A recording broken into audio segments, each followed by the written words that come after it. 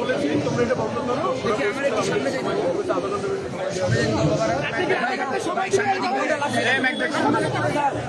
আপনি বলেছেন, আপনার কথায় আমরা আশ্বস্ত হয়েছি।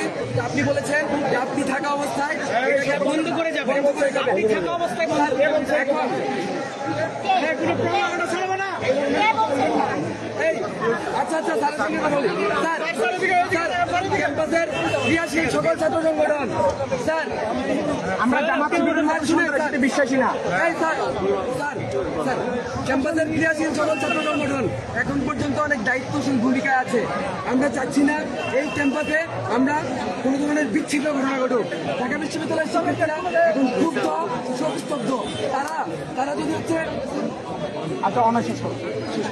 ক্রিয়াশীল ছাত্র সংগঠনগুলো আমরা চাচ্ছি না এখানে কোনো ধরনের মানে কেওয়াটি কিছু জন হোক, এখানে কোনো ধরনের অ্যালার্জি ঘটুক।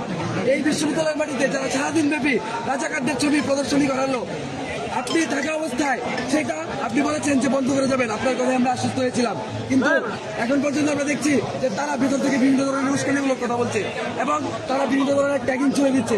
আমরা বলতে চাই স্যার, আমরা এখন পর্যন্ত দায়িত্বশীল ভূমিকায় আছি, কিন্তু বিশ্ববিদ্যালয়ের শিক্ষার্থীরা তারা যদি কোনো ধরনের কোনো ঘটনা ঘটায় তাহলে এটার দায় কিন্তু পরবর্তীতে আমাদের উপরেও থাকবে না। তখন আপনারাও কিন্তু হচ্ছে দায় সারাভাবে, এই যে এখন যে দায় সারাভাবে আপনারা এড়িয়ে যাচ্ছেন।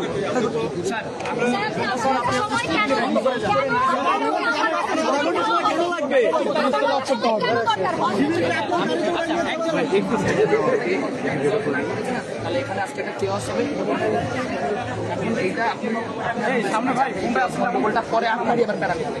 আচ্ছা, আপনি এইটা এখনই রিজলভ করে ওরা বের হয়ে গেলে আমরাও বাইরে হয়ে যাচ্ছি, কোনো সমস্যা নেই। আমরা এখানে কোনো কনফ্লিক্ট চাই না,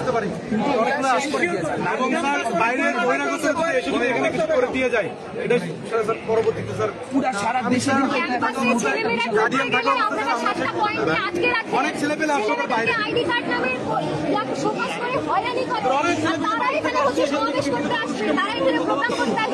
এখানে এসেছে যুদ্ধাপরাধী সংগঠনকে আপনারা ঢুকতে দিবেন।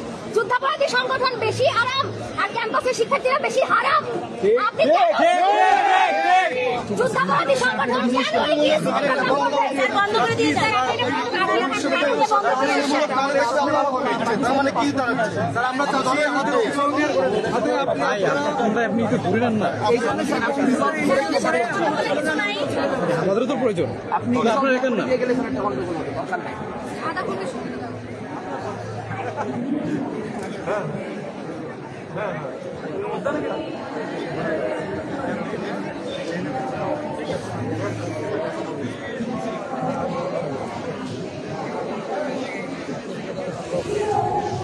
পাঁচই আগস্টের পরে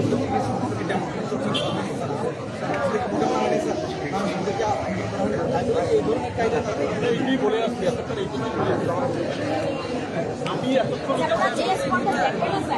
আমি এতক্ষণ এই কথা বলে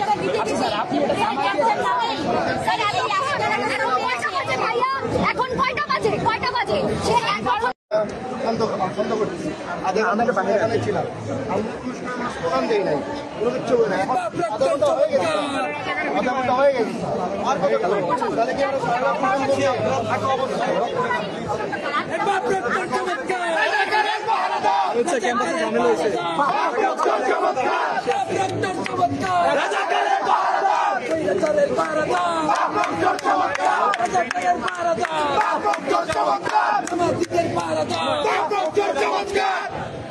স্যার আপনারা আধা ঘন্টা